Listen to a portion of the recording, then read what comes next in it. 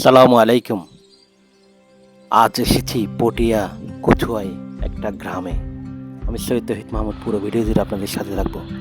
Please আমার চ্যানেলটি subscribe করে পাশে থাকবেন।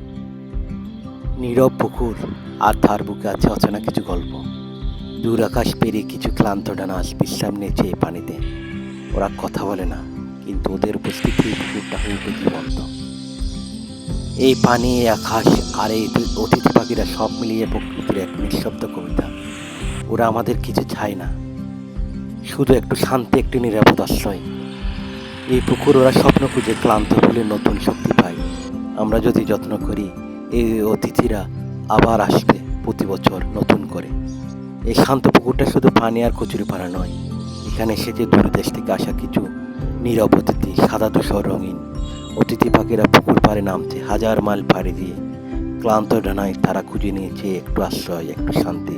এই পুকুর তাদের জন্য শুধু পানি নয়, এটা নিরাপদ একটা বিশ্রাম, একটা সাময়িক ঘর।